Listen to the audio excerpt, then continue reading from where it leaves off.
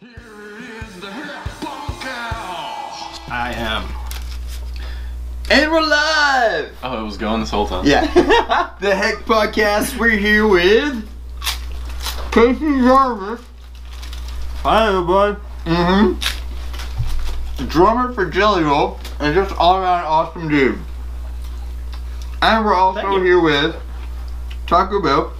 Shout out to Taco Bell Yes. for having like above average coffee. It's pretty good. Whenever we went to go order the coffee, he was like, I want to have an iced coffee if you guys got it. And the lady was like, can I be honest with you? It kind of sucks.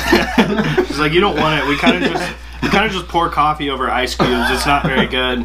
It's like, all right, thank you. Yeah. Thank you, for Taco your Bell honesty. lady. Shout out to you. Yeah, whoever you were. You probably just dodged a big At least bullet. he was honest. Like, most people will try and sell you bullcrap and not tell you. I mean, it's alright, I guess. But no, she was just like, it kind of sucks. It's not good.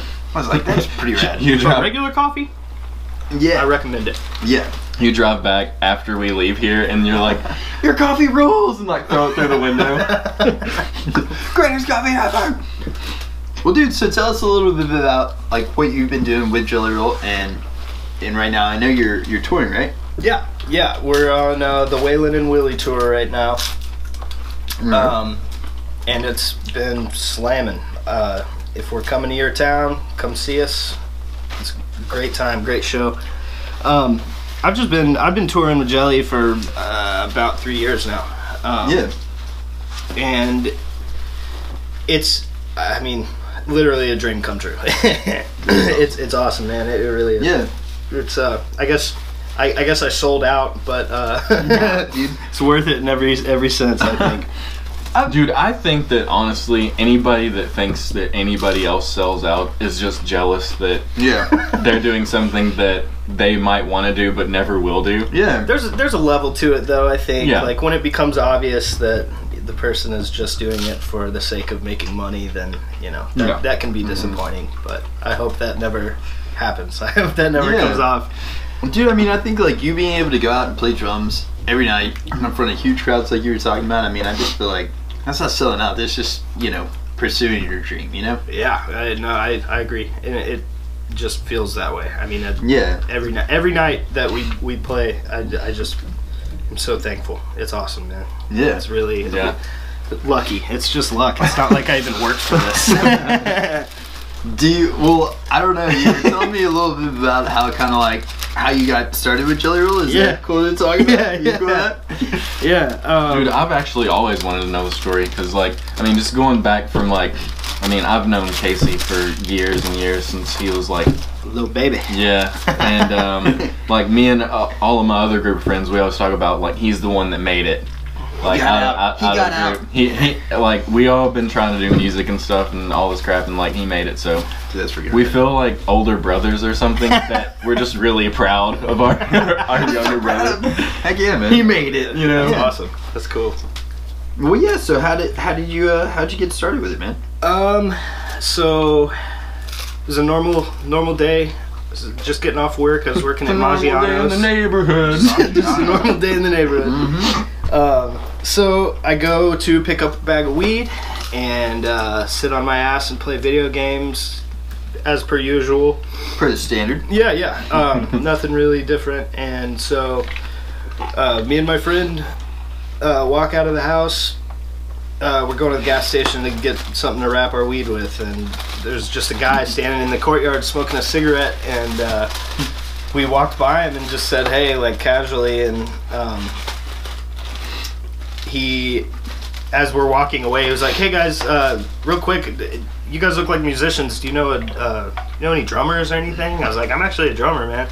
Yeah. And he showed me the stuff, and I was like, cool. Going on tour? He was like, yeah, we're going on tour. We're gonna go to the West Coast. We're got this whole tour lined up. I was like, I'm not doing anything with my life. Let's do this. Like, yeah. Yeah, and I mean, the rest is history. It was just I had no clue who he was, but my friend who I was with knew who he was and was like, dude, take that gig. You gotta do this, man. Yeah, and I was like, I'll give it a shot. Let's see what happens. That's kind of how me. I was like the whole time you were talking, I was like, dude, that is like almost identical to how me and John met. Really? Yeah, we told the story on the podcast a couple podcasts ago, but we won't bore you. Dude, literally, I just like screamed out. I was like, "Do you play the drums?" I was working at Walmart in Waverly pushing carts. Oh yeah. Okay. And he just screamed that out, and I was like, hold on a second. And I pushed those carts in and ran back out there. And that's it. The rest is history. The rest is his. It's crazy awesome, how things like that work. Yeah, man. I think like you just put in people's lives somehow, man. I think that the moral of that story is you never know what's going to happen in your life. Yeah. You know, so always be nice. Just be nice to people. Yeah. Absolutely. I mean, all you did was say hey, and then yeah, you know? Yeah. That's what I tell everybody is like, if you just talk to people, just be open, and I mean, you don't have to like tell people your life story every moment of the day, but just be open to new people and a smile. That's all most people want to see is just a smile on your face, and then they feel comfortable to, you know, be comfortable around you, and it's it ends up being the opening for new opportunities, and it's literally saved my ass multiple times. Yeah. Like on the road, man, stuff happens, you know, cops get called, you're in handcuffs. Yeah. But still being a kind person, and they take those handcuffs off and say, we could have really fucked you over. Yeah. You know? Yeah. But you were respectful. See you later. Have a good one. Don't be stupid. Yeah. Thanks for not being a dick. We're not gonna put you in jail. Yeah. It's, I mean, just be kind, man. How long have you been touring with him?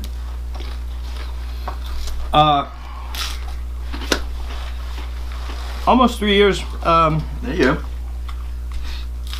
I think it's like 5 or 6 tours now with him. Yeah. That's pretty cool though.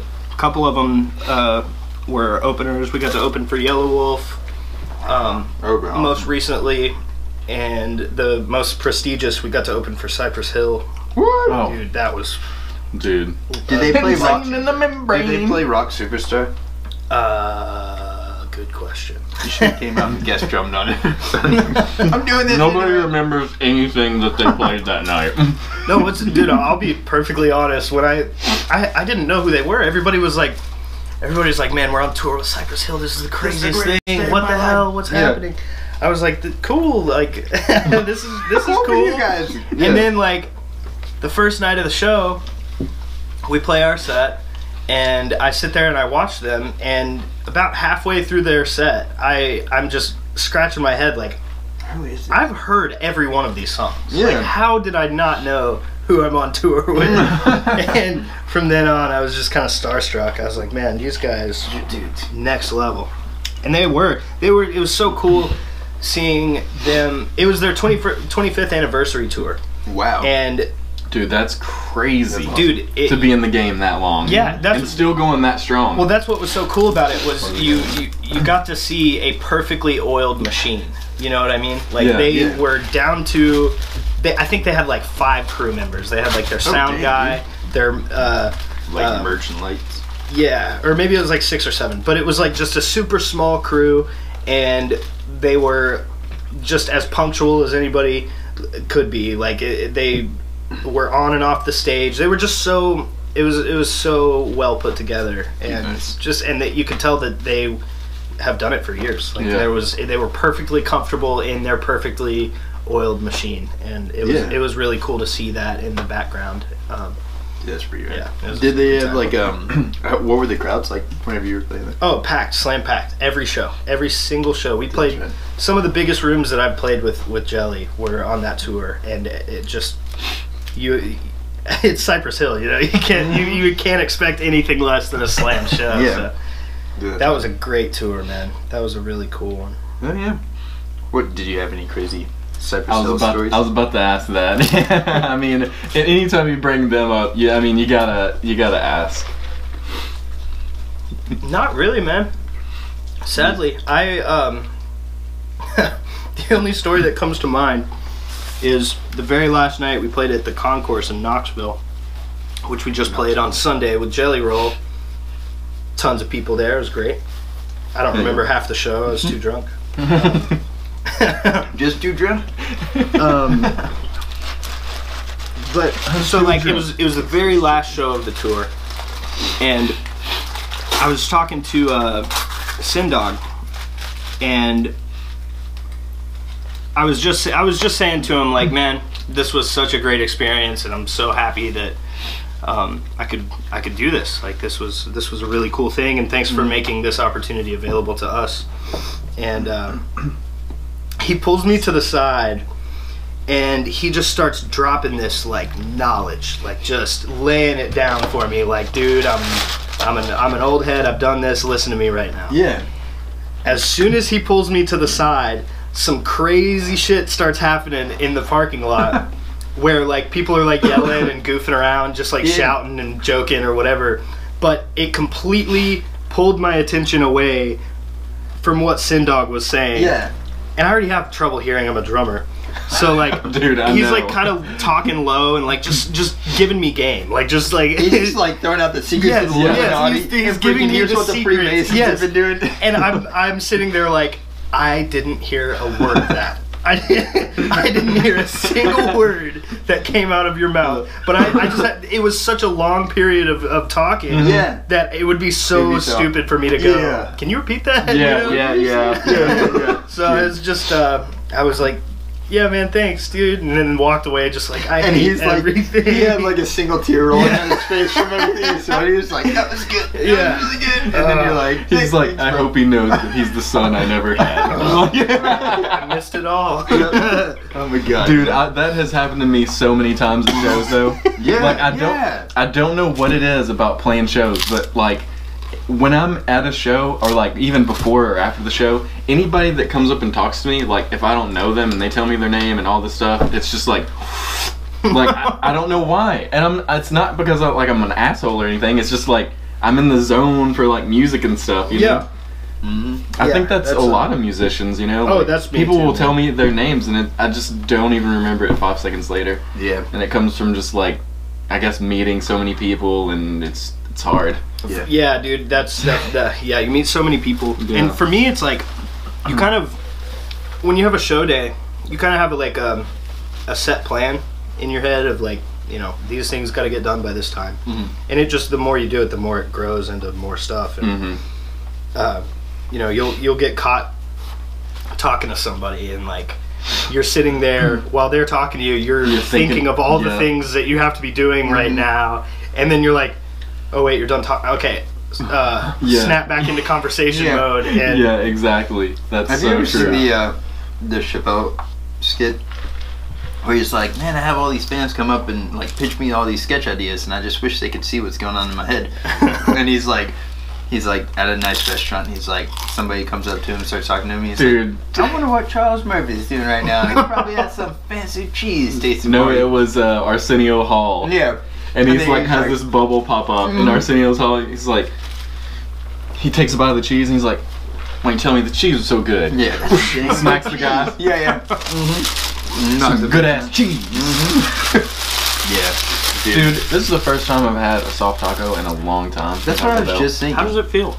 It's weird. Like, soft I don't in feel my like a mouth. taco should be like this, but I'm gonna eat it. To the soft taco world too. I know, yeah. I'm gonna we eat would've it. Smashed all the hards.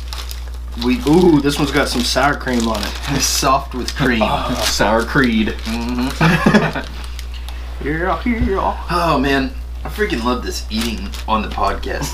It's like getting to be It's one of my recent. favorite things. Yeah, 3 episodes now, I think. On the first ones, you could just see like a nice clean table. Now there's fucking crumbs everywhere, like barbecue stains on the camera. On the camera. Yeah. Like, What is that? episode 300, years down the road, we show up, Just and we crumbs. can't even fit behind here because we're so fat. We have Guys, like, ever since that Taco Bell sponsorship. in our brand new donut-filled, bacon-wrapped tacos. Yeah. Oh my god. If you get some. Covered in maple syrup sauce. Welcome to the Hack Podcast. Today we'll be eating, and that's it. I'm We're probably just not like, gonna talk. we get close to the microphone, we're just like, Dude, look, I've always said this to be hilarious. If we start doing credits, I just want to do a scene where it's just me and you, like doing this. and just making like just looking on and doing stupid weird like and then credits are flowing in between us and just like really close microphones to your mouth making weird mouth sounds. Have you guys seen the ASMR videos on YouTube? Oh, dude. Dude, so I saw my girlfriend was watching something and it had that abbreviation on there and I was like, what does that even stand for? And she was like, I don't even know. What is So what is that? Okay. Because I have no idea. Actually, I'm gonna look up the abbreviation right now because that Okay. will help me explain it, I think. Cause she's like always watching those like Jenna Marbles videos and all that stuff. Yeah, I mean, wife is too. I don't honestly, understand. some of them are kind of funny because of Jenna Marbles' boyfriend Julian.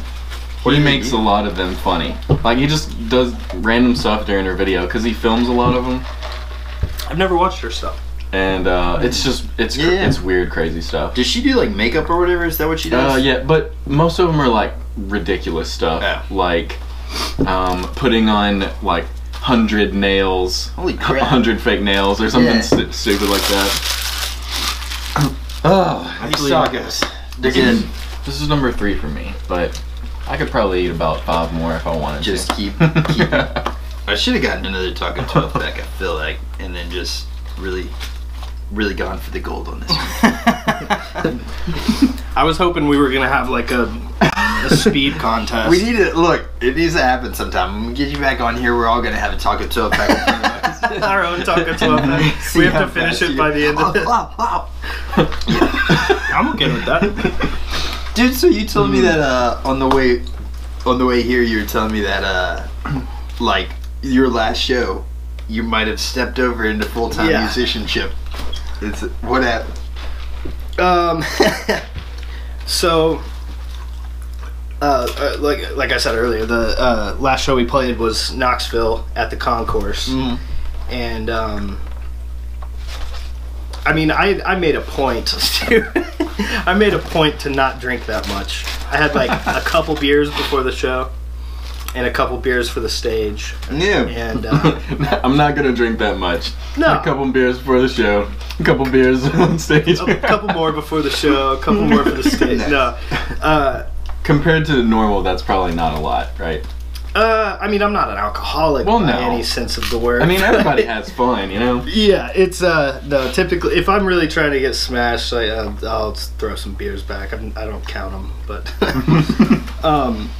yeah. So just I was just trying to catch a little buzz, and turns out they did not want me to catch a little buzz. They wanted me to catch a really big buzz, and so they kept feeding me shots on stage. They were handing me like double shots of tequila, dude, and I'm chasing it with beer. Oh, Dude, that's like my past. wait, days. now who's they? Do y'all have like hype people running around with shot Oh glasses? no! So on the Waylon and Willie tour, Jelly Roll and Struggle Jennings are doing a like partnership kind of thing because they've been like best friends forever. Yeah. But they collaborated on these 2 albums, Waylon and Willie and Waylon and Willie 2, and we're just touring those. So they're kind of like sharing the stage. It's like an hour of them sharing the stage, and like Struggle will walk off and let Jelly do like 3 or 4 songs, and vice versa. Yeah. And then they perform together. And you're just sitting there throwing the drums yeah, down the and I'm whole just playing drums the That's whole time. pretty sick. Dude, that And- sounds so freaking cool. It's fun, man. It's super cool. We got a little kind of production going with it. But yeah, so they is referring to Struggle and Jelly. They just They just keep you they shot were up back yeah there, no huh? they were seriously just laying them on, and so there's a video on someone's Instagram of me standing at the front of the stage taking a shot and like throwing the cup into the crowd and then like stumbling back to my drum set. And by that time I watched that video, I was like, that didn't happen. I don't remember that happening. When did I get from behind my drum set and go stand at the front of the stage? Dude, so When did that happen? So like 5 songs left in the show, or You're maybe like even more. blackout I'm with 5 literally songs blackout left? drunk. I'm unconscious until I wake up at 2:30 the next afternoon, 5 hours late for work, and like an hour late for another gig that I had to play with my friends in Stray Nova. And Fun. Yeah, so I just woke up like, I'm fired and I'm late. So Full-time musician. I guess I'm just hitting the road now. Heck yeah. Yeah, no, it was Sunday was a weird day. Don't drink and drum, people. Dude, I've tried it That's and nuts, I'm though. not good at it. Like yeah, that one time you, yeah. I was telling John, I was like, yeah, I play better when I'm drunk. I'm better as I'm drinking, you know? I'm so much better when I'm drunk. It got scary. No. There's a level to it. Yeah, There's definitely a level to it. Yeah. I don't know if I could go out there and play the show. I was like, Chris, we gotta get on, buddy. We gotta get on this stage and play this show. He's like, no, I can do it. Dude, that was the first night actually I was like almost wasted and I had a panic attack for the first time in my life. It was fun. So I couldn't breathe and I was like, and I was like, what's happening to me? Like I didn't know what was going on. Yeah. Everybody thought that I was poisoned or something. Shit. Who put this in his drink? No, yeah, that was a bad night. Bad night. Yeah, times, man. it's a little harder to mess up when you're drunk and you have a metronome just ticking away in your ear. Doesn't leave you a whole lot of room for fluctuation, so you're Yeah. kind of like, oh, okay, yeah, that's it. It keeps reminding you of what Yeah. you're doing. You're like, all right, That's the this is beat, where I'm that's at. the This beat, is where I'm that's at. the Yeah. We're right there, bro. Do you feel like, are you like, because I don't know, man, I've been wondering this. Is it like pretty intricate drum stuff that you're doing? It's as intricate as I want to make it. Yeah. It's I don't play the same show every night.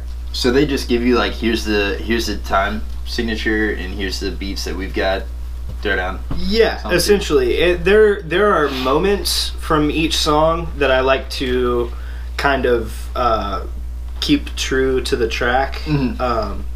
But for the most part, I kind of just get to improvise. Because like the way I look at it is, there's already a track there. Mhm. There's already a drum track. There's an 808 hitting. There's a Yeah. snare hitting. There's hi-hat sounds. Mhm. So I have to find my place in the track without stepping on anything, but also without sounding outside of the genre, if that Yeah, makes yeah. sense. So So you like can't just be throwing blast beats in there with a right, big drop and every right, once in a while. which I Yeah. do sometimes. There you go. I'll sneak them in every now and again. Yeah. No, it's just kind of like working with letting the track work for you and Mhm. working with the track at the same time. Like Is there a lot of pre-production that goes into y'all shows? I mean, it sounds like there's a good bit of like. kind of. It's this is the first tour we've ever had that we did any sort of like big rehearsal for. Mhm. Like this tour, we actually rented out sound check, a room in sound check for a little Mhm. bit, and That's cool. for like 2 days, and Yeah. just kind of powered it out. Yeah. And that ended up like, I think that's why the show is where it's at right now, Mhm. because usually we'll get to the show, like most tours that we've done so far, we'll get to the show and then we're like, what songs are we playing? And we just kind of throw songs on this Yeah, list and yeah. like pick which ones we want to do. Mm-hmm. But that always kind of ended up being where like our first 5 shows would be just experimental and we would swap things Yeah, yeah. out and switch things out. This one's been completely the same ever since So we it's started. just like, yeah, you guys don't have to figure out what works. Yeah, you know, we fly, had the kinda 2 how you days. got it. We had the 2 days to take care of that. So That's pretty cool, dude. highly recommend rehearsal. I was gonna say that sounds a lot better because that gives you a lot of freedom to actually prepare in your mind for what you're gonna do that night. Yeah. Because you know what you're doing already, so you can like add things or take away certain things or Yep. make it a little spicier and stuff. Absolutely. That's awesome. It gave me a feel for like what songs were going to be the slammers and what Mhm. songs I needed to kind of hold back a little bit Yeah. on, and always rehearse before Yeah. a tour. How was That that is first awesome. practice with Jelly Roll? Like after you guys met up, and how was your first rehearsal with him? Or did y'all do like a traditional band rehearsal whenever you came and played? Well, or when I was it a show? joined, it was me and Phil Bogard. He plays with Walker McGuire now. He was the band leader for Jelly Roll. Oh, that's cool. That's the guy that I met. Mhm. So he kind of just he gave me this list of songs and was like, listen to these, learn these. and they had me like, first they had me learn 2 songs, and then they were like, come out to this house, we've got a drum set here, just play through them. Yeah. So I just showed up, played through these songs very poorly, but he was like, no, I can tell you can play. That's all I wanted to know, is that you can play. Yeah. So then we spent like about a week. Is that your dog? I was like, Hush it up down there, Crow. So we spent about a week in the basement of a car lot, just running through the songs, and like he was very specific about certain things, and like just kind of drilled me on a bunch of stuff, and it was a cool thing. Yeah. And it kind of gave me a feel for what was going to happen, but I completely blew it at our first show. I was bad. But then I redeemed myself at the second show because I was so scared I was going to lose my job. So it was just nerves, you feel like, the first show? It was nerves, and like, it's such a different experience. Because you started out in freaking like metal. Yeah, metal, rock. And then Jelly is, how would you describe it? I mean, I know rap, it's rap. Rap rock. Yeah. Yeah, so it was just like a totally different world, and I was not ready for it. But it all came together, man. That second show we played, it kind of clicked with me, and I was like, okay, now I get what I need to be working towards, and yeah. Dude, like, I don't know, man. I played a couple of shows. I think I was telling you this. Like, I've played some shows where there's one left in there, okay? And I feel like there's only one way to settle it. Rock, paper, scissors, 3 ways. Are we going on shoot? Like, rock, paper, scissors, shoot? Is that right? Yes. Let's do that. All right. Rock, paper, scissors, shoot. Chris, you son of a witch! Damn. Oh, that was a clean sweep, dude. That was a clean sweep. Got him. See ya. You want That that? was good. Anybody want that? I'm good. I mean, I can pound it, but no. I'm no sore loser. And this one has the Creed on it. Oh! Sour Creed. Give me that. Dang it, Taco Bell. You guys. Yes. Just like guzzle them. Oh, dude, I was at Taco Bell this one time, and it was forever ago. There's this dude, Michael Hanks. He was like, "You want to go watch a movie with me?" I was like, "Yeah, let's go watch a movie, Michael. Let's do this. Go watch this movie together." Sure. What else are 2 dudes gonna do together? So beforehand, we went to Taco Bell, and he got one of those taco pizzas, like Mexican pizzas or whatever. And it's whenever fire was like the only sauce that they had, the hottest one or whatever. And Dude, I have never had a Mexican pizza. Neither had I. Well, dude, I literally grabbed like 40 things because he was like, grab me a couple of those fire sauces. I was like, all right, dude. So I grabbed like a ton of them. And I was like, dude, just empty them all in this taco, please. And he ended up doing it, dude. It was like 30 packets of that fire sauce. And then I look over in the movies. I'm like watching this movie. I can't remember what it was. I look over. He's like just pouring sweat. He's like, I gotta go to the bathroom. Yeah, he's probably trying not to show his pants. It was pretty good. It was pretty good, eh? Good times. Getting that booty hole workout. That's why he's sweating, clenching it so tight. He's like, yeah. Took a pre-workout before this. Oh my god. Yeah.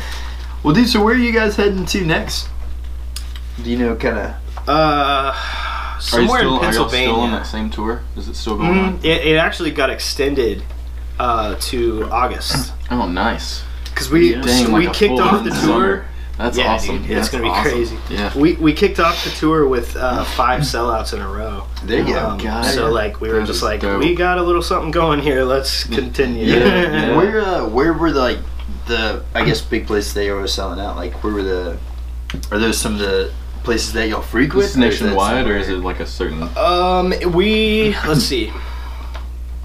It's pretty close to Tennessee. We sold out Indianapolis, Kentucky in like a foot of snow. It was crazy. Yeah. We sold out Louisville, Sauget, Illinois, which is St. Louis, essentially.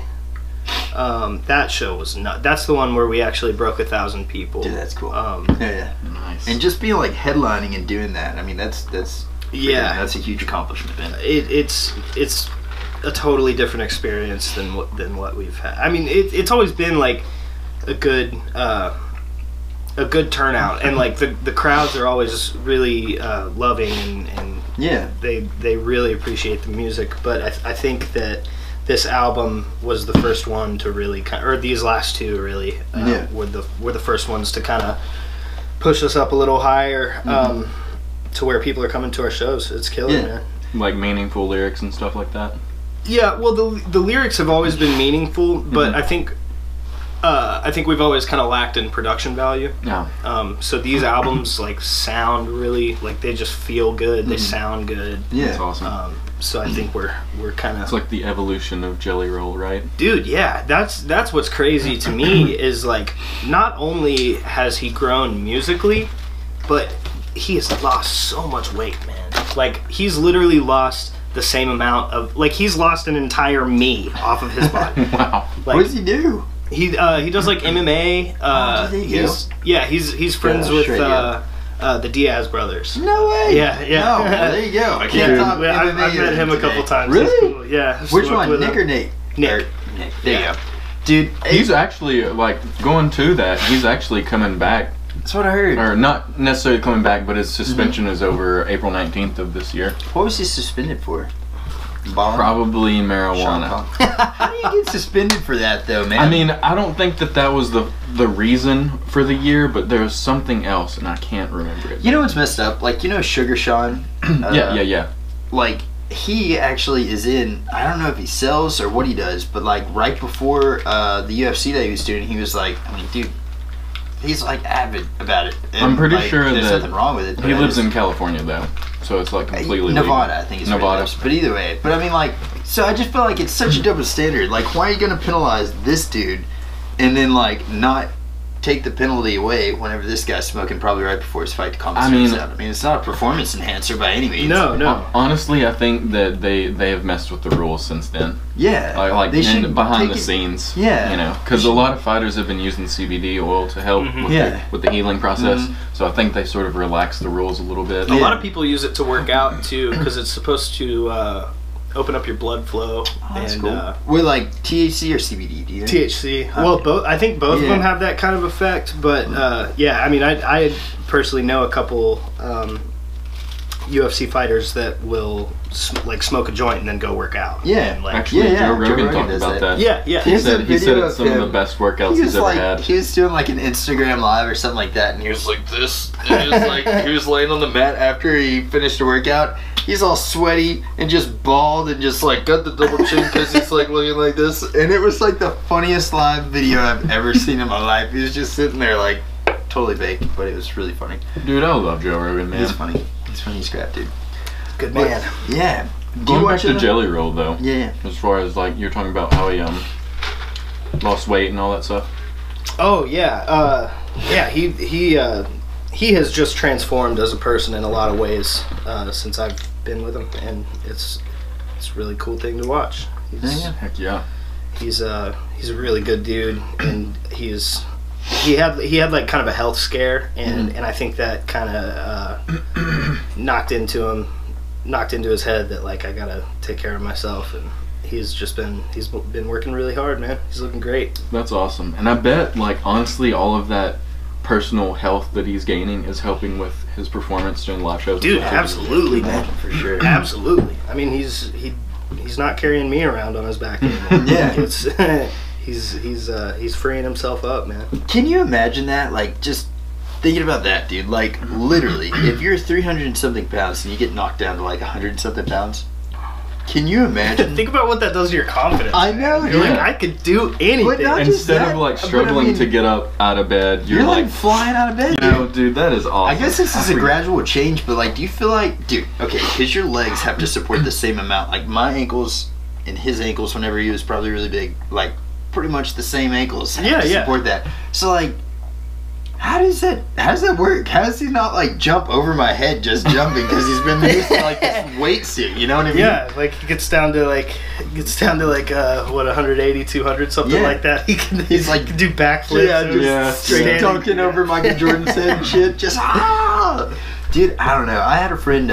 His name is Nick Simmerly, and he was like big, Dude, I remember really, him. really big, and like he's skinnier than us. I mean, he's lost a lot of weight, dude. Dick, Keep it up, keep bro. fighting the good fight, man. Yeah. It's a tough fight for anyone, I'm sure. Man. I don't know. I've never really had to deal with that, but I think it's just genetics or whatever. I mean, Like, dude. It's coming up on me, man. I'm getting out of hand. Dude, 30 hit me hard, and like my gut, like I was about to get in the shower one day, and the house that I live in now like has a mirror on the door of the bathroom. It's never Like, you know, I closed the door and stuff, and like I mean, you know, I was naked or whatever, and I like pulled the curtains back, and then I sort of looked, and I saw myself in the mirror, and I was like, oh my god, Gonna have to do something what about the hell, it. dude? And I was like, I'm getting in the shower. Dang it. Okay, look. Have you ever done this? Have you ever been like, all right, so you're sitting on the throne, doing your phone or whatever, and then you like drop your phone down, like just lands maybe in your pants or something like that because you're doing your business, and you go to stand up, and the freaking FaceTime camera comes on, and you get like the worst angle of yourself you should ever Just see. gooch. You ever had that? Oh my god! I was like, I was like, dude, chicks see that all the time. What the fuck are y'all looking at, women? Like, I don't know. I guess maybe My taints. I know. I'm like, dude, that's hideous. What is that? And then Kill it with fire. Oh god. Yeah. So I Dude, don't that's know. never actually happened to me. You only live it once, had to right? have happened to you Dude, because and- you're telling the Yeah, story. yeah, it happened to me. Oh man, alright. Something with me and the phone in the toilet, dude. But I think I told you about this. Like, this customer of mine kept calling, and at the time my phone would like just hit buttons by itself randomly and decided it was gonna push all these buttons. So like, I'm talking like, dude's called me 3 times since I've been sitting on the toilet. I don't know how long I've been there, okay? I think I got lost in a freaking like rabbit hole of YouTube or something, and I've been sitting there probably until my hands went numb and my legs were just gone. So I'm like, alright, I guess I'm gonna answer this dude's call. 3rd ring. Put it up to my face, and then you know how the like FaceTime makes that noise? That happened. And I was like, and he was like, hello? Hello? And I was like, ah! I'm on the toilet, dude, and a freaking customer calls me, and then it FaceTimes him. He's like, hey, I was like, I sold that job, dude. I freaking sold that job. Confidence is what that is. You're like on the toilet, like, oh hi, wonderful. I've been trying to get a hold of you. Excuse me. It was the facial expressions. I think I intimidated that guy. He's like, I better buy some of these or he's gonna come kill me. Yeah, he's like, this guy's a loose cannon. He choked that out. Yeah, I'm gonna throw this guy over here, clear it up with. But Alright. yeah, dude, that was probably the weirdest thing that's happened to me on the toilet. It's a good day of my life. I had a dream the other night that I dropped my phone in a shitty toilet. And I Oh, was like, God. What do you do? Yeah. yeah. You just kind of gotta accept it, cause like the longer it sits there, the more shit juice gets in it. Yeah. The more brown rice you have to deal Yeah, I was with. about to say, it gets to that point where you can't, white rice ain't cutting it anymore. That reminds me, I watched this thing on YouTube. I think I subscribed to it, but there's a channel that goes along with the Comedy Central channel, and I was telling John about it. It's I gotta called get This on Is there, Not dude. Happening. Yeah, Have I you love seen that them? stuff. Yeah. There's one with Ron White, and it was called Poop Tooth. What? And he was like, he does this big charity event every year at some thing, and like, long story short, he had went to the dentist and got veneers, you know, capped his teeth, Oh god. and one of them had, like, I think he was like doing a lot of drinking or something, obviously, because they're on like they're on some one of those comedy tours, and he wakes up the next day and his tooth is gone. And he couldn't find it, and you know he eventually finds out he swallowed it. Oh dang. So he and the charity event was in a couple of days. So he's like, the only way to get it out is, you know, Flushing it out the back door. So he like takes all these laxative and stuff, and over the course of a couple of days, he actually had like a bucket and a strainer, Oh my and god. he was straining through his poop to get this tooth out, because I forgot how much it cost. It was a lot of money for this Not tooth. imagine, dude. Was it a front tooth? Yeah, it was Oh one of my the. It was one that he needed for the charity event. So basically, he eventually found it. It was the day of the show, like hours before this. He was supposed to go on stage at this charity event. He found it, you know, cleaned it off, whatever, put it back in. They go up to the whatever and find out that the show is moved to the next day, and he was like, I got this Dude. poop tooth in my mouth. Can you imagine, dude? There's no cleaning that off. Like, I mean, I'm sure you could clean it, but it's never getting clean. Well, I don't think you could mentally ever accept. No. Yeah. Like, you just can't accept that it's clean enough. Yeah. Like, I mean, I would have put it in for Yeah. that time and then taken it out and went and got a new one. Yeah, Like, yeah, exactly. Incinerate this tooth at once. Mhm. Oh my god, man! Because like, I would question putting it back in. Yeah. I really would. I get like I'm just doing like a this. piece of paper or something, I don't know, like a white piece of cardboard. Yeah, yeah, like With, a- like the blue lines. It was college rules. So there was a lot of them. Oh my god! But dude, if like for everyone listening and y'all, if y'all haven't checked that out, you need to. I'm gonna have to It's do called it. "This Is Not Haven't done Happening." it It's hilarious. dude. It's comedians telling real stories. I saw one that I don't know if it's new, but I didn't watch it yet, but I need to, and it has Trevor Moore, I think is his name. Oh, nice. The dude Yeah. from Whitest Kids You Know. He's And so he has a funny. story on there, so I was like, I've got to watch That this. dude's hilarious. I think I've seen that one. He's so The funny. Joe Rogan ones are hilarious. Yeah, You the one haven't about seen those? the stripper with the bad breath. You don't know what you're missing. Oh god, Dude, that one was killer. hilarious. Chicks with bad breath, man. It's just why. Why did it happen? So, do you have any like crazy stories from tour that you could tell that would be that you would be okay with telling? Depends. Is this a family-friendly podcast or This what? is whatever That went out. That went out of the first episode. Oh, okay, all right. If it wasn't out on the first one, it was definitely out on the second one because By all we episode talked 2. about in the podcast with Seth was dicks. Yeah, Like, he just dick joked like the whole time. immediately as soon as we introduce him, he's like dick, dick, dick, dick, a dick. Yep. Sounds like Seth. Yeah, Yeah. yeah. So Oh man, let's see. I've got. I know there's probably like got a bunch of stories, man. Let's see. I guess I can go with the old tried and true. So, where was I? I think it was in Iowa. Everything. that's such a random state to be in. Yeah, it was somewhere. I don't remember. But anyway, we're playing the show, and I guess I don't remember how much I drank, but I had like a little bit of whiskey on stage, and I had a couple beers after the show, and we're all just hanging out, and I think I was 20 at the time. I was 20, and so we're all just kind of hanging out, and this one of our fans comes up and has this jar of moonshine and goes, "Dude, I made this. Give it a shot." Oh god. So Substance. literally sip it. Like, oh, that's pretty good. Yeah. Sip it again. About 15 minutes later, blackout, gone. I'm totally gone. And so I spend the rest of the night vomiting profusely.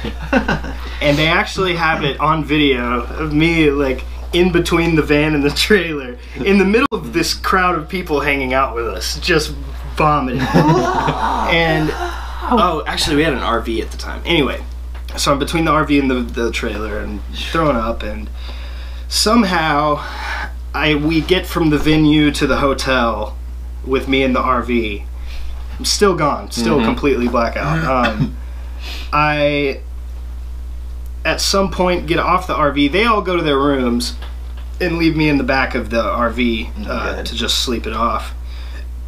So at some point I get off of the RV, stumble out into the parking lot, and sit between two cars in the parking lot, just like sitting, like leaning up against one, and just like vomiting in between my legs, and Just puking all over yourself. so yeah, so like the hotel attendant sees me on a camera and comes out to me and is like smacking me on the face and my like God. shaking me, and I'm just like, The shine was too strong. I'm out. I'm gone. So God. he thinks I'm dying, calls the cops. Uh, In between him calling the cops and the cops getting there, I wake up and stumble my drunken self over to the RV, lay down in the back of the RV. So I've been completely blackout for all of this. My very first waking moment, I'm laying in the back of the RV. I go like this.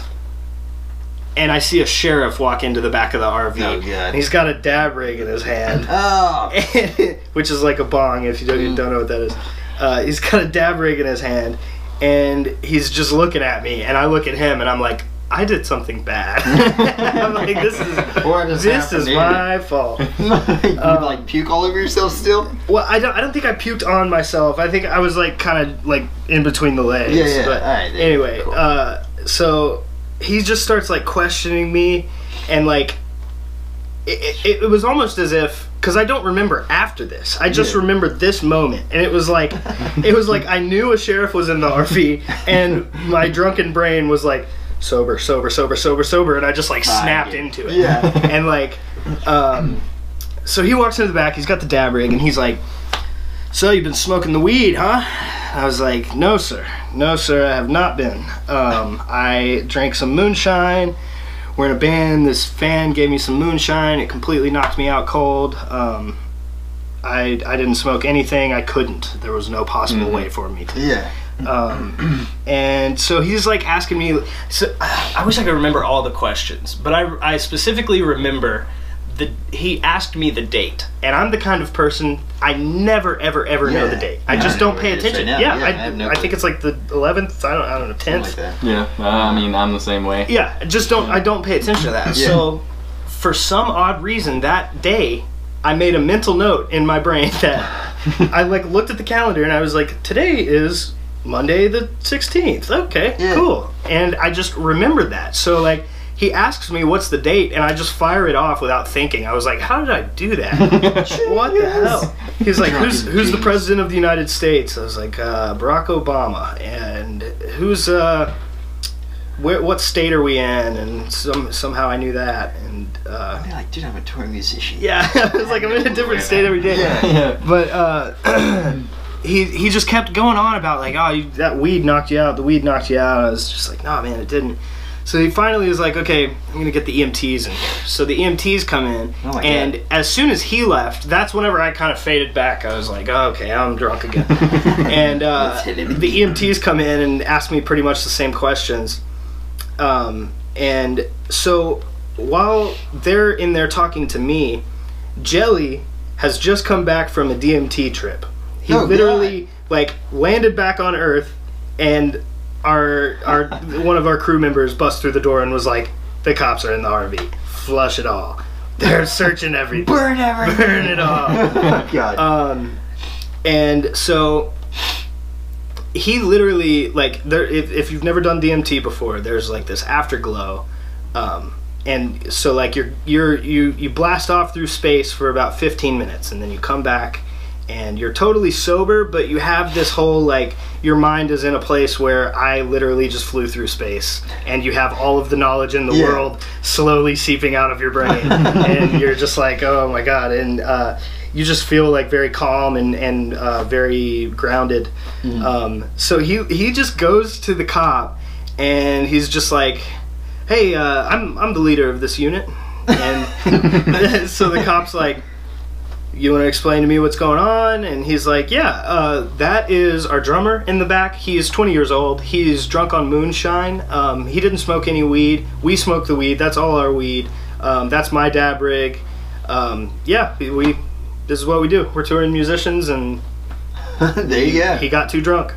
And somehow, him being just perfectly honest got us off. And dude, that's so cool. They were like, all right, well, you guys got to go. And he was like, I'm going to be honest, we are all way too fucked up to drive. So, we're not going to leave. And he was like, okay, you're going to leave at 8 o'clock in the morning. And so that's what we did. We just left at 8 o'clock in the morning. And he took our dab rig, and as he's walking away with the dab rig, Jelly's like, dude, come on, please let us keep that. Please let us keep our dab rig. That's like $300, man. Can we please keep that? And the cop's like, no. What? No. Are you fucking high? No.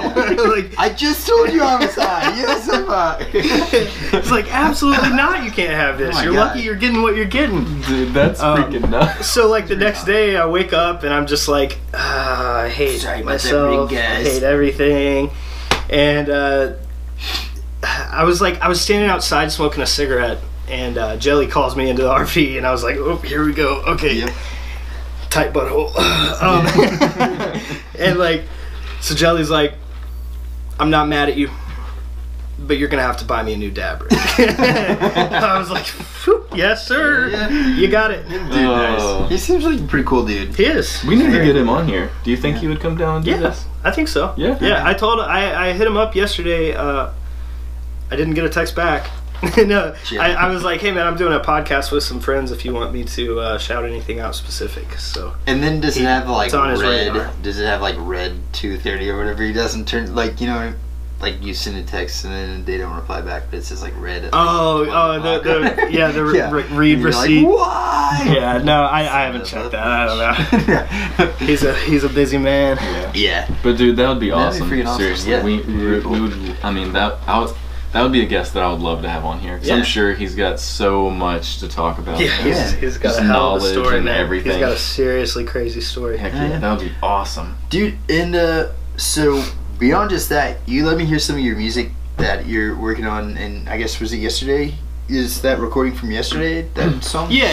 It was. We just recorded like the final playthrough Yeah. at rehearsal, so we could have some reference. Dude, but- it was freaking. It reminded me of like the first CD of Coheed and Cambria, yeah. and like, dude, seriously, it's awesome. I'm stoked to hear that What project. is this? What's the name of it again? It's called we're called Resina or Resina. Oh, is it like from back in the day? Yeah, The same people? Or? Yeah, exactly. We Dude, we used to be called Resina or Resina, however you'd like to say it. It's up for interpretation. Yeah. We used to be that when we were like 16 or something like that, 15, 16. And so we had this band. So Resina was me, Riley Fulton, and Garrett Thomas, and they've been my best friends all through school.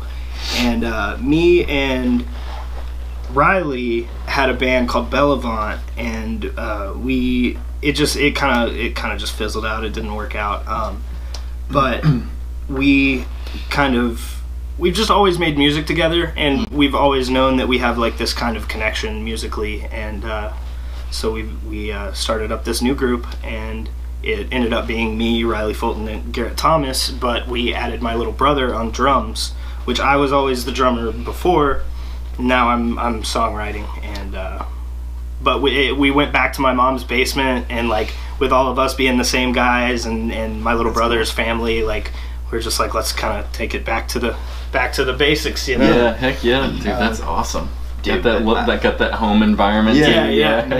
It sounds freaking awesome, dude. Like some of the Thanks, music man. in here was pretty sick, dude. So is it Just like a instrumental or is it? No, full-on? I'm singing. Oh, nice, Mhm. dude. That's awesome.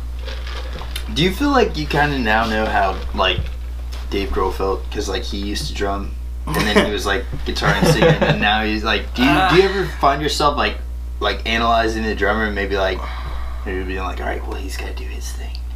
I gotta, you know. Yeah, it's a blessing and a curse, I guess, because like I kind of like I've just been involved with music my whole life to a point where I have a little bit of knowledge of just about every instrument. Yeah.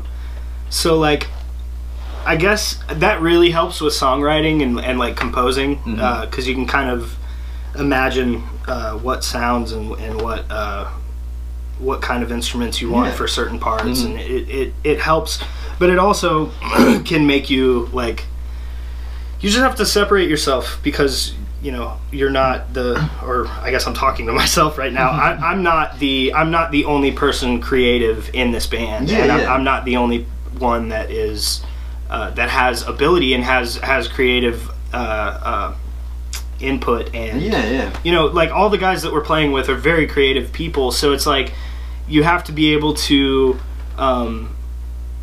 separate yourself from the body of art, I guess, because like it's yours. Everyone wants to express themselves. Right. Yeah. It's yours, but you have to be able to pull everybody's influences and what everybody wants from the sound, because it's not just yours. It's everybody's. So that's a balancing act in itself. Because I mean, like we every now and again, you know, we'll have little arguments, and it's nothing but brotherly love. But and it's usually just because we feel very strongly about something. Everyone you know, is so passionate, and and that's not a bad thing. I don't think. Yeah. You know? I mean, I think those little arguments help you, you know, hash out all of the fine details of what really, you know, goes in what and all that. I mean, going back to you saying you played like a lot of instruments, me and Seth and everybody, we always used to call you the Prodigy. Because like you played, like just growing up, I mean, we knew you from Corica in the beginning because like that was like where you started with bass. Like that's where I first saw you, bass. And then I feel like you did everything in Corica at some point. You're like went to bass, you freaking did vocals, did you play drums for them? No, I think I did bass, and then I left Corica to do, what did I do after Corica? I think it just kind of broke up, and then from there I did from there I did Balancing Buildings, which is Riley Fulton and Garrett Thomas. That was our first like real band together. We had done other stuff beforehand, but that was our first thing that we did, and we released an EP at the age of like 16. Did you kind of take some of the stuff that you learned from Corica like while you were in a band with him and then bring it to it kind of it more so in like a group group interactions kind of way. The music was so different. That didn't really carry Corica was like freaking death metal grindcore, just to the extreme. I think I played like 3 notes. Pretty sure. Nice. And there were moments where I just didn't play notes. I threw my bass in the air or something like that. It was awesome though. I mean, I sacrificed I was like I can't play, but I can go crazy. So it was like the first thing I learned on strings was bass, and the songs that I was learning was literally just just 2 notes, you know, and but I was like, man, I'm not very good at this. So I gotta make myself look cool at least. Well, dude, I've heard some like I think I saw you played bass on it's on your Instagram page. I think you were playing bass and singing on like a show or something like that. That was with Bellevant. Yeah, there you go. Well, you've got a lot better. You've learned a couple more notes. Yeah, I have. Yeah, I definitely have learned a few more notes. Man. So you're talking about like playing. You play guitar and sing now, right? Mm-hmm. Do you find yourself like, because some of that stuff you're playing, dude, is like pretty intricate.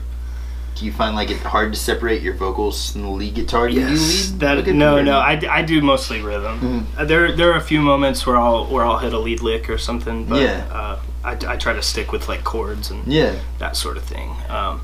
But yeah, that's the biggest struggle right now. Is like the more I grow on guitar, the more intricate I want to make stuff, and I'm kind of trying to like reel myself back a little bit because I could get weird with it. But I'm trying to find the happy medium of like being satisfied with what I'm playing on guitar and not boring myself, I guess, and you know, being as creative as I possibly can without hindering, you know, vocal ideas or whatever.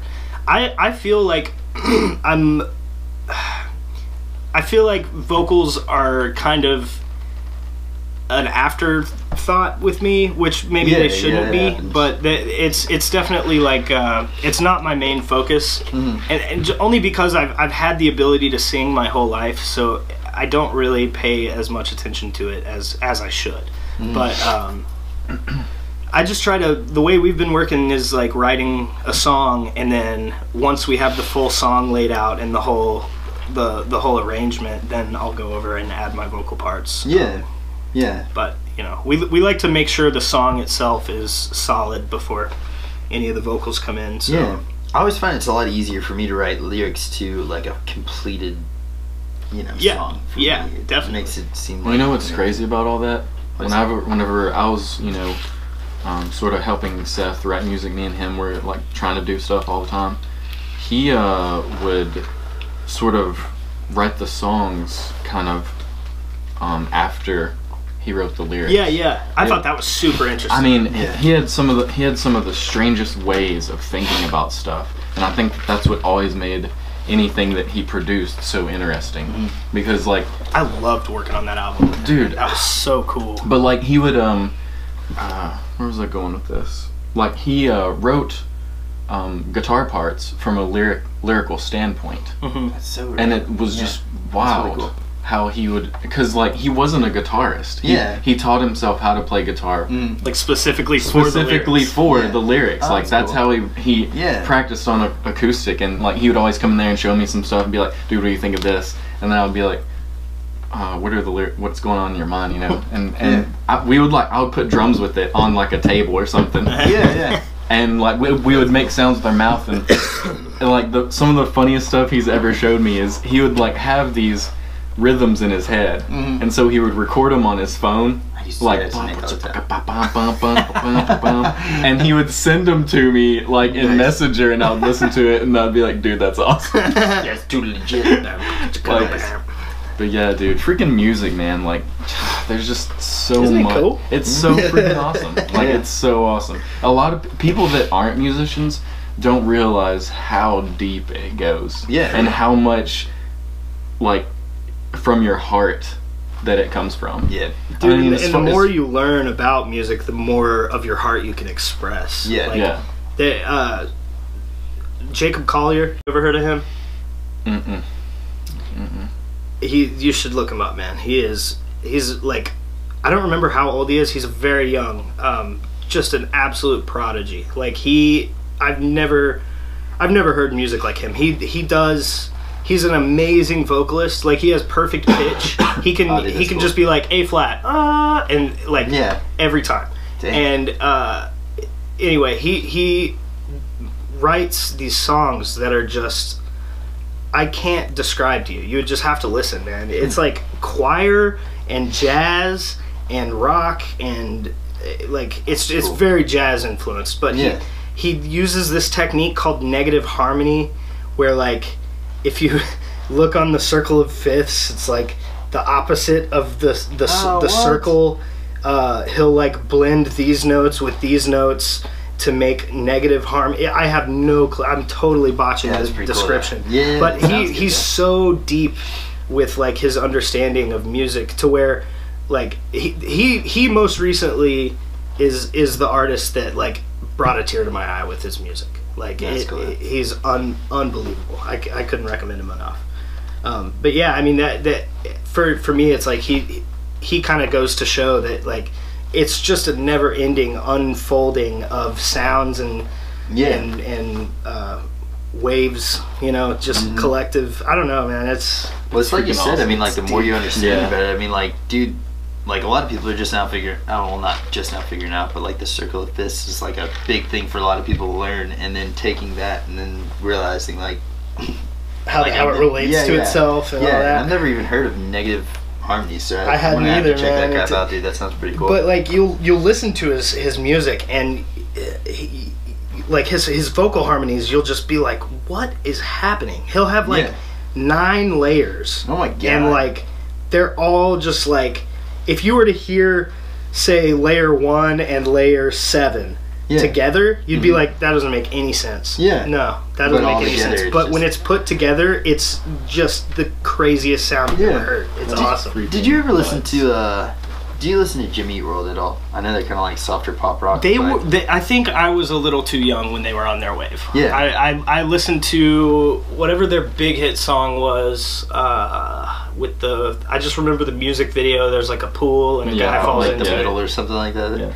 I think that sounds right. You should listen to their No, first... not that one. But anyway. Well, dude, their first album, like that's what got me into layering music. I freaking love layering stuff. That's like my jam. I freaking love it. Like you're doing the loop pedal stuff, so that's like the perfect time to do that. Dude, yes, and like I don't know, like if you go back, it's called Clarity, I think was the name of that album. But that for me, like, because at the time, dude, I was listening to just straight like only metal, like only screaming and very little singing in my music, you know. And then Clarity, like I just randomly picked up this album, and I was listening to it. It's like super super soft, but then I was like, dude, that is so freaking cool, because it will start off this like soft, just like guitar and vocals, and then it puts drums, another guitar, layering the vocals, and then by the end of it, it's just like such a huge song. And it started off so small, so like crescendoing and layering. I freaking love that stuff, dude. That's like dynamics.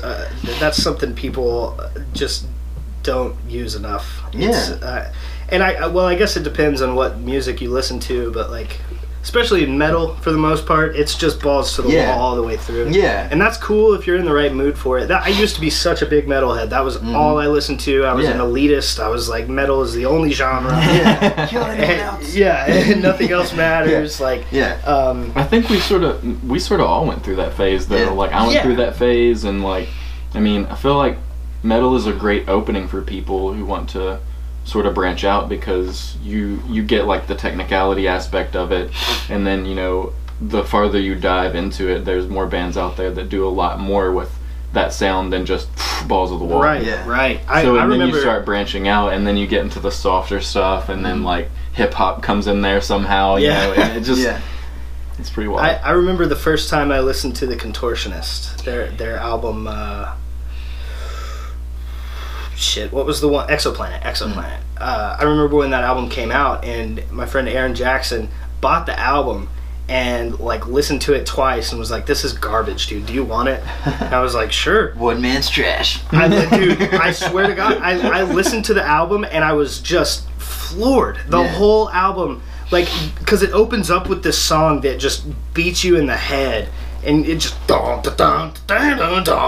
you're just like, Yeah. "Ooh, what the hell's going on?" life. But then, like, halfway through the album, it's like a bossa nova jazz track, Yeah. and you're just like, this is brilliant. But there's not one moment where it feels forced or like where it's like uncomfortable. The change is like really uncomfortable. Like, 'cause I think a Pacifist comes to mind. Did you guys ever know them? They were kind of like, they were like really crazy, but then they would just all of a sudden like jump to this jazz sound, and then all of a sudden jump back, and it was kind of like abrasive. Yeah. Where like the Contortionist would be able to go from like the heaviest sound in the world to like the prettiest sound in the world without any kind of like, it just flows. It just flows right into it, and you don't even feel it. Like it just brings you with it. Yeah. I don't know. It's You know what amazing. I like? I attribute that. I've thought about that a lot, because dude, like Between the Buried and Me. That's- I dude, freaking that's- love. Did you listen to their new album, by the way? Yes, yeah. Oh, It's nuts. crazy. But well, That's what I that's the sound that I was thinking of when you were Yeah. describing the Contortionist. That's what did it for Dude, me. Was yeah. Between like Buried and Me. I was I read books a lot, and I was out there listening to The Great Misdirect, and so I album's just had nuts. that album on, and I was reading a book, and then I thought, like, oh, did my music go to like a freaking Garth Brooks song or something like that? What happened, dude? And then it was like Desert of Song or something like that, I think was playing or something. But their transitions are so smooth, man. I was sitting there reading this book and just metal, country, and I was like, "What just happened?" And Wait, so I what? went back, and it flows perfectly. But I think like that fluidity of your songs, I think goes a lot towards like your drummer. You know, like your like Absolutely. Blake Richardson. But he is one of the best. Unbelievable. Like, one of the best. But the fills and the transitions and stuff like that, I mean, like, if you don't have a good drummer that's gonna like, here's how we're gonna bridge this part into it. Like a really cool fill can bring any part like really, I mean, really the backbone of Between the Buried and Me is drum and bass. Like they record their parts first, Yeah. and then the guitar and everything else thrown in, and that's freaking wild to me. Yeah. I think a lot of that kind of comes with knowing your place in the band. Because a lot of times, I don't know. I think finding your function is what is the most important in a band. Yeah. And like, where like the Contortionist, Between the Buried and Me, their drummers understand that they are in control of a lot of the flow of the transitions. Yeah. Because like, sometimes you'll listen and it really is just this part right next to another part, and they just go into each other. Yeah. But it's the way the drums fill it out. that just really cool creative. Yeah. And I think figuring out what your place is in your band, whatever your band is doing, is almost as important as being able to play the parts itself. Like, Yeah. if you're being creative and like writing music, it's really good to understand what the purpose is of each. Like, nothing drives me more crazy than a drummer that plays a fill for no reason. Like, Yeah. there has to be a purpose behind everything that you play, or it just feels like you're shitting all over your music. You know what I mean? Exactly. Like, Yeah. it comes off as lazy or uncultured, I guess. Yeah.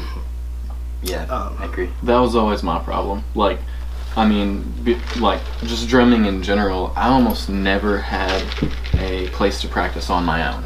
It was always with the band. That's where I always, like, when I was in Project Darko with John and Bradbury and, you know, As the Sky Turns Red, I always played at the practice space. Right. So I never had time to practice on my own, so a lot of my fills I just had to throw in there, you know, because, like, I didn't have time to work on stuff myself to make it matter more. Yeah.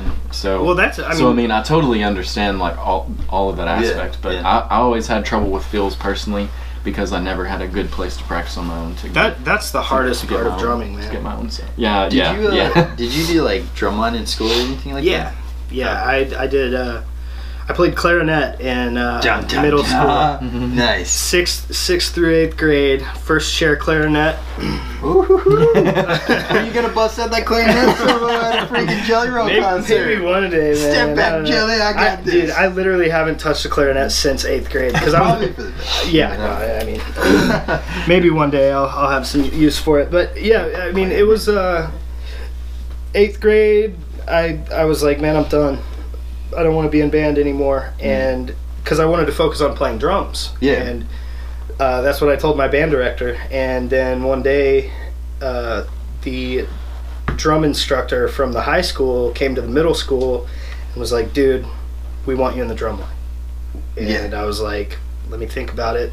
That's a big commitment." And I was like, "That's probably going to be a good idea. Like, if I want to play drums, you know, that's the best things." I did a little bit of learning. I mean, Matt Grainer and Adam Gray, prime examples of drumline. Yeah. No, I couldn't thank my music teachers enough. I mean, I seriously, and it was really cool in the percussion part of my high school because we not only had the drum line where I get to like the first 2 years I played bass drum, and then the next 2 years I played quads. That's a pretty hard one to do. That was nuts, man. I played stuff on that. I'll never be able to do it again. I mean, unless I really sit down and try. But that was like the notes. That was like the pinnacle of my chops. Yeah. But so we did drumline during the summer, like with the marching band, and then in the winter we would do these competitions as an ensemble. So we would have like a whole front row of like marimbas and xylophones and vibes and all that. And then in the back would be like all the accessories like bells and timpani and all. It was like an orchestra setup, but it was all percussion instruments. That's cool, dude. Wow. So our director, his name is Daryl McKee. He wrote all the pieces that we did, and he was very, very eccentric, I guess would be the word, when it comes to writing music. He would just like we would have the sheet music and we would be like working on the sheet music for weeks, and then like he would come into practice and be like, measure 1 through 125. Forget it. We're doing something totally different. I hate it. Yeah, he's like, I'm done with it. We're doing something different. And so it was just like, it was a really cool experience because we did have deadlines. We would have to know our parts by this time, and they would be like, I can't believe that I could play this stuff. Yeah. But it was every day we were working on it, and it was just beat into our heads to the point where we had no choice. We were robots. But like that taught me how to read music. It taught me how to how to be like diligent and how to practice. And because like that, I feel like that's one thing a lot of people miss is like practicing with a purpose gets you so much further. Because like you can sit on the couch and watch TV and run scales all day, and that's gonna help. That's gonna get you to be faster. It's gonna build your dexterity for sure. Physical stuff. But when you go into practice and you're like, okay, this part of this song to this part of this song is what I'm going to work on, and I'm only going to do this, and I'm going to focus on this part because my finger does this weird thing, and I'm going to make it stop. And practicing with a purpose is a really big thing. That's true, man. But yeah, anyway, couldn't recommend band enough. It's a huge commitment, but it is the reason I am the musician I am, I think. I did choir too. That was really cool. You were the high notes? Yeah. I was tenor 1. Oh, there you go. Nice. I got Another shoulder rub. all state choir. 11th in the state, no big deal. Yeah. Dude, that's so awesome though, because a lot of people don't really think about that stuff. Yeah. Like how effective and how much that matters to a lot of people, the band and stuff in high school and all that. And That's stigmatized big time, man. Yeah. People look at it like it's lame and stupid. I mean, but if you have a love for if you truly have a love for music, then you will enjoy playing any kind of music. Mm-hmm. So if you're like, oh, that's stupid, I'm not, why would I do that? I don't want to play a trumpet. It's like, well, you might learn more playing the trumpet than any other instrument ever. It's like you're there doing it, and you have to do it because you're paying for it. So why not give it all you've got? Mm-hmm. Dude, like some of the drummers that I played with that were like in marching band and stuff like that, and did the snare. Those guys have like some of the best fills, I think, and just some like really creative approaches to songwriting. Yeah, I think it's absolutely. Definitely, you can tell the difference sometimes with the people that have done like drumline and stuff like that. I think they're just tight. They're just tight. It's crazy. Yeah, I don't know. I had Austin, one of our drummers. He was like really. He was really into, like, everybody said that he sounded like a drum machine because he was like so precise on stuff, but he was always talking about like how in their drum line they had to have like the serious bass, so they had to have, like that, and then like just movements and stuff. Yeah. So if you ever watched one of our shows where he was our drummer, he would always have like this weird, like, just very puffed up and angry look on his face while he's doing these like really crazy fills and just, I don't know. It's fun. That whole side of a marching band was really interesting too, and how it pertains to music is kind of interesting. It was a lot of what we were practicing was just discipline. Like you're out there like marching in squares, for hours with this freaking huge heavy and it's like 100 degrees outside and you're like, why the hell am I doing this? But you're kind of like breaking yourself to discipline yourself to where you can kind of when you need to, you can clear your head and be right there in that moment and be in the like zone. a boot camp for musicians. Yeah, no, it really is, and that's a great description. it's crazy. Like you're out there marching around. You're like, there's no reason I could be playing music right now. Why am I doing this? But you're really like teaching yourself to be disciplined. And, that helps with music so much. I mean, it really does. Heck yeah. So you guys like. When is your next show with Jelly Roll, like in the Tennessee area? Do you know? That is a great question. Do y'all do many like hometown shows? Yes, we do. But it's usually I got a big old group text. Dun, dun, dun, dun. They're like, where the hell are you, man? It might be that. I don't know. Okay, cool, we're good. Let me see here.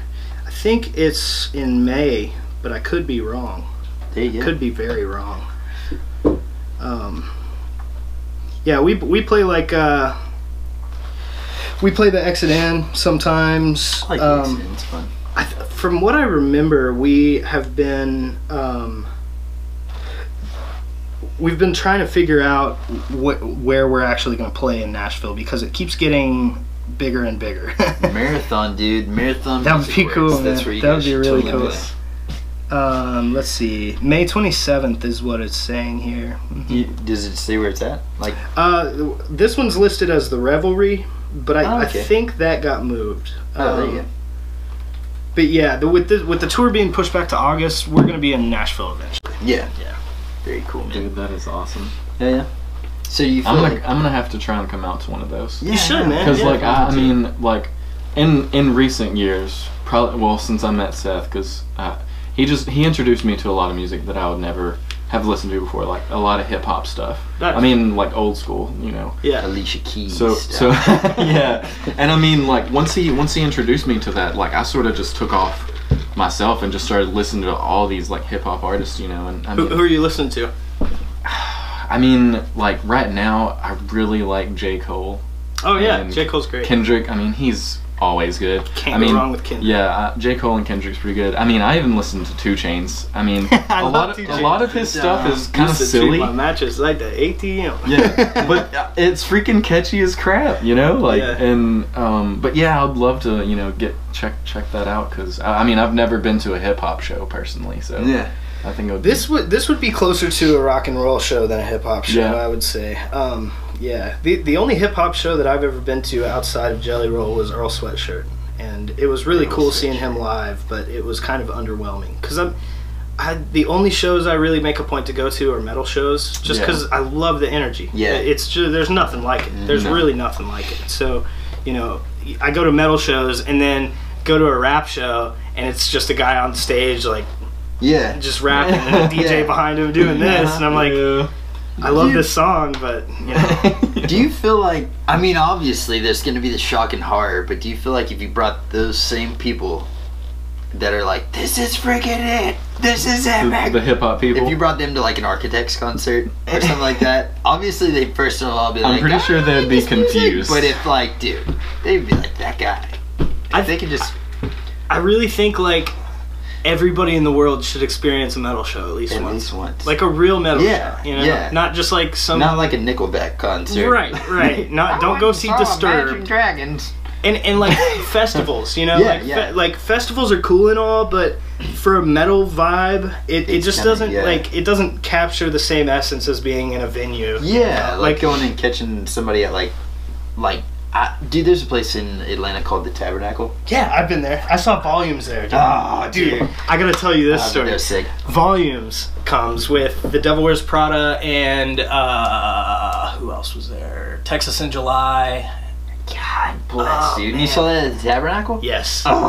Dude, so this is when I was like, Volumes was my favorite band for a while, and then they started putting out garbage. Why? Yeah. Why? Dude, that's what I was saying. Freaking VIA was so good. That was the best album, man. It was so good. And even No Sleep, was it after that? I didn't really listen to that one that much. I liked that. There were a few songs where I was like, They sort of kept the VIA flow on that one. Yeah. But then after that, it was like, I don't know what you're doing. Yeah. But anyway, I actually met their producer and was like, "What are you guys doing?" You're like, "What are you doing?" And I was like, "Yeah, I used to be a huge fan, man." So used to. So I go to the Tabernacle, and I just remember being so stoked for Volumes, and so they're about to come on. They get on stage, and I'm just like, "Oh, here we go." And they started with, I'm pretty sure they started with Paid in Full. Nice. So it's got that intro like that.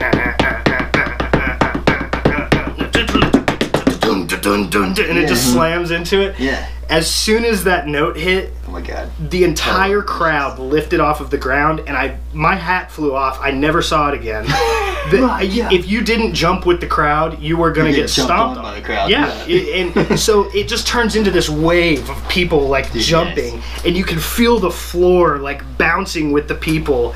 And it was just like, this is fucking what I live for, man. Yeah. Everybody in this room feels this music. Yeah. Everybody loves it. It's amazing. Yeah. It's like you're running into people, you're all over people that you don't know, and you're just like, you don't care. Yeah. They don't care. Nobody cares. It's just music. Dude. Like, it's awesome, man.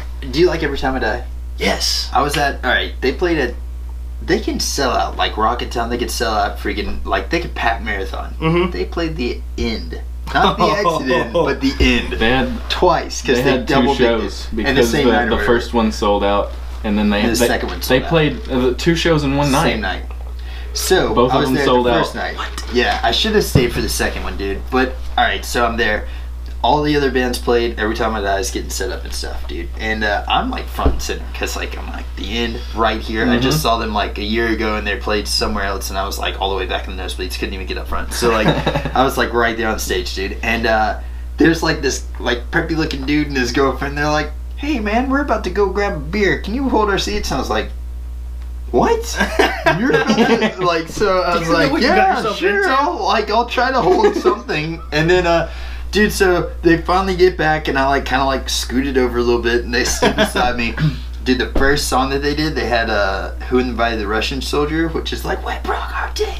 Like, dude, that song started out, and I look over, and the guy just gets like crushed. Like everybody's just like jumping on the stage diving, pushing forward, and like I was like, goodbye. See ya. That was nuts, dude. People were jumping off of, you know how like there's like the stage area, and then over here, the rail. There's like people were backflipping off that rail into the crowd. It was the most beautiful concert. I think I left that one, and like I just was like, just like buzzing. It felt like, you know, like people go to church and get like those revivals and stuff like that. That's what it felt like to me, man. I was like, this is the greatest night. And I got to watch WrestleMania with Andy the guitarist and with freaking Jordan. Yeah, but what's the Keith? There you go. I watched WrestleMania in the back of a freaking Suburban with this. Dude, that's fucking dope. We're telling stories here. Like, I went to the final show of the Chariot. Oh, it was in Douglasville, Georgia, and it was sort of a secret show because they did their final tour and then they played one last show in their hometown after that tour was over. So it was the last show ever, and they played at this venue called the 7 Venue, and that venue was closed and they reopened it just for them, for the Chariot to play. And dude, like me, Seth, Willie, and one of Willie's friends, we drove down there. And like that show, like I don't know if I've been to another show since that show, because it just nothing can compare to what happened. Like it was freaking insane from start to finish. They were setting up on the stage and people were already crowd surfing. There was no music playing, nothing, and the crowd they were already crowd surfing. They were just setting their instruments up. And there's like a dude swinging from this rope that they had on the ceiling. Oh my god, dude! And like when they hit, it was like everything that was going on just intensified to like 100 times that much. Like I had a boot go across my face and like cut my nose. And like, I mean, I was beat up, but I loved it. Like I was getting beat up from all sides. Crowd jumping. Like they freaking took their instruments off and put them in the middle of the crowd and set up and started. They played their last song. Dude, it was like freaking insane. They have a like a thing that they put on YouTube. It's like maybe an hour-long video of like the final show. Oh, nice. And like Willie is in it. He's on stage. There's like a part where he's on stage, and you can see me and Seth like doing this in one part. Nice. But dude, that was like the best show of my life. I got to meet Josh Scoggin and. Dude, he is one of the, like, just, he's like freaking, I don't know, Dalai Lama or something when you meet him. No, he's a very nice guy. I remember I went up and, like, we talked to him a little bit. I had the Chariot DVD, and he was like, dude, I don't even have one of those. he was like, I have it all on my laptop unedited. Like, all the footage, but he was like, I don't even have one of those. Damn. And, I was like, dude, so, like, if there's, like, one thing that you could say, you know, like that you would want your legacy to have, like your music, what would you want it to portray? And he was like, just be free. And he goes, be all the way free. Dude. And that's what he said about it. I was like, that's really cool. it wasn't the fact that he just said be free, it's the fact that he said be all the way free that got me, because I've never heard it put that way. Everybody's always like, yeah, just be free, do what you want to do. Freedom, but he said be all the way free, dude. And I was like, your brain just oozed out of your ears. But it was one of those things, like it was so bittersweet because we stayed at a hotel that night because we didn't want to drive all the way back because we were like beat after the show, broken legs. But I remember wheelchair. laying in the bed, and I was sitting there and I was like, man, it feels kind of like graduation or something weird like that, because I was like, it was the best show that I've ever seen in my life, but like I'm probably like that might be the last time I get to see him. And I was just like, I'm glad I got to see it, but I was like, dang, that's kind of weird. Man, it's always sad when a favorite band goes. But anybody that has never experienced the Chariot show, have you seen him live? Like I'll never forget. Seth described it like this was the first time Seth had saw him. He was like, he told me this not too long ago, but he was like, dude, he was like, what we felt in that room, he was like, that's what I think the Holy Spirit is. He was like, we felt it, everybody in there felt it. It was one thing that we all felt, and it was there, and you know it was there, he was like, that's the only way that I can describe that. Yeah. That feeling. He was like, music's the only thing that's made me feel anything like that. I mean, it really, it's the closest thing to God that humans can get, if you ask me. I mean, we don't know where music comes from or why we do it, but we have the ability, and when we do it right, it creates feelings. And like nothing else really does that. Art in general. Like it's a total. We don't know where it comes from. We don't know what it is really. It's just something we do. It's crazy. Yeah. I think it definitely is a blessing, man. I mean, I don't know, like you said, I mean, we're the only people that really do that. You're not hearing like my dog out there is kind of singing. But I don't think he's looking at it like, oh, that was a wrong note. Let me try that again. Record this on my puppy bed. Can I get some reverb? Turn that snare up. Dude, yeah. But, well, Chris, what was it? We've got something that we're going to start asking. oh, I mean, this one's gonna be obvious since we sort of just ended it on this, like what you were saying, but like we were gonna start asking people, you know, what makes them happy. So I mean, like, what makes you happy? You don't have to pick one thing. It's just whatever you want. Midgets, so you can't. Yeah, midgets is off limits. Whatever you want to say. What makes me happy is happy people. There you go. It's contagious, that's for sure. Yeah, it's. I think there's a bunch of sad people in the world, and that's a bummer. Yeah. So, that's true.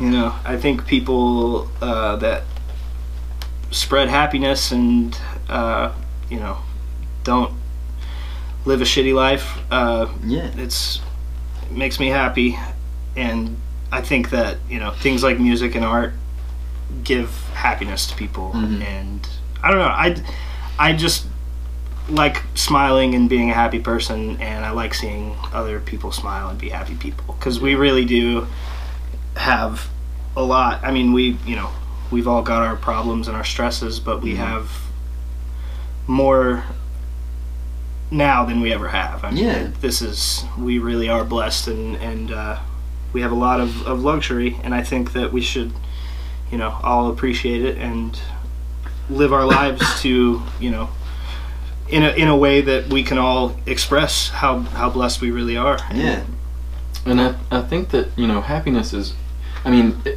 there's always that saying, you know, happiness is contagious, but like, it's so true. I mean, if you know, someone's sad and they're in this room around us, you know, we could probably find a way to help them be happy. Just by, you know, smiling and telling jokes and stuff or whatnot. And I think that, you know, the more of that we have in this world, you know, the better off. I think sadness and anger is more contagious than happiness. I think it's very true. It's got a very heavy weight to it. Like I just got this big email, like the way that stuff is picking up, we're kind of trying to clean up our crew, and you know, we're just trying to basically get our ducks in a row, and one of the things he said was, you know, we're all living in a Sprinter and an RV together, 14 of us, so, you know, we gotta leave our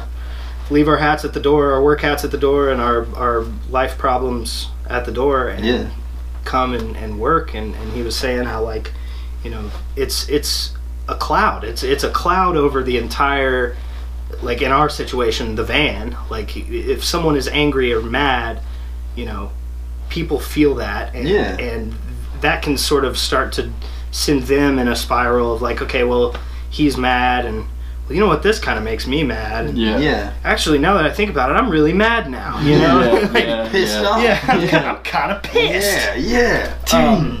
But yeah, it's a very hard balance, man. Because like, you don't feel good every day. You know, we all go through stuff that is hard and not fun and sad, and you know, that is a part of life that we have to accept, but who wants to be stuck in that? None of us like feeling angry or sad or depressed. Like, so you know, when everybody around you is angry and sad and depressed, then how can you get out of that? How can you know, rise above that? Because at the end of the day, water seeks its own level. You're going to be just as good, and this applies to music too. You're going to be just as good as the people you surround yourself with. Yeah. And That's true. you know, if you're around a bunch of sad, unhappy people, it's going to be hard to rise above that. Yeah. I've been through that. I definitely know, you know, your environment definitely adds to whatever your emotions are. Yeah.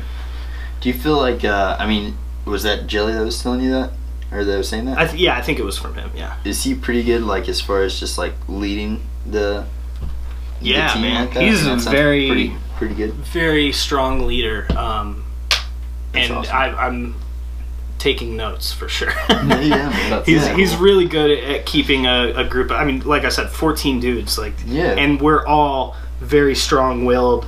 You know, we're our own people. So it's like, you know, you're working with 14 different egos. You're working with 14 different attitudes. 14 different, completely different personalities. Yeah. And so, like, he's able to figure out this person is this way, so I have to approach him this way. This person is this way, so I have to approach him this way. It's just understanding each person individually and being able to address the group in a way that includes everyone, but also address each individual in a way that is receptive.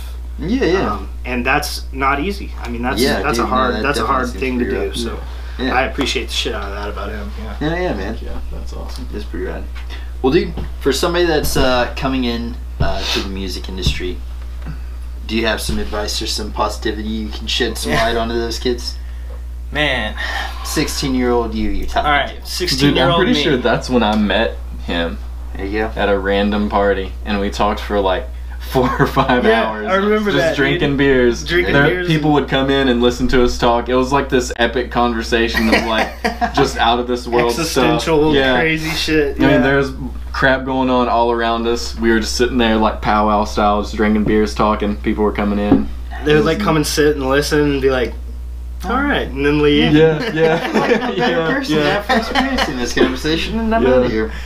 Yeah, no, man, I would say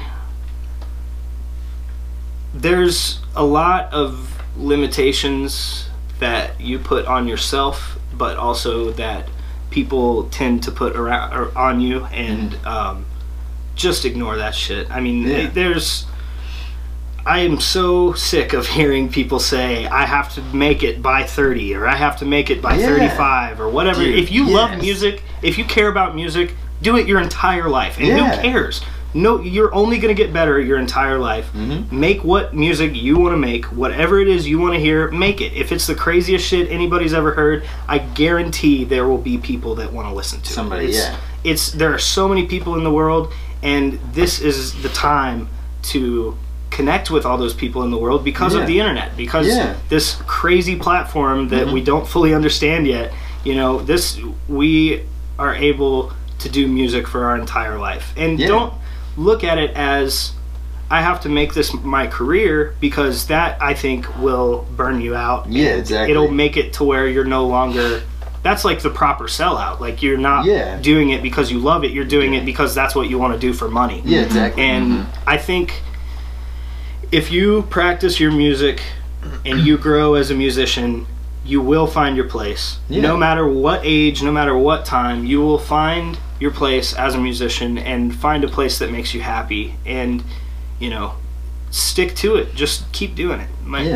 The only people that have ever told me don't do music are the people that quit.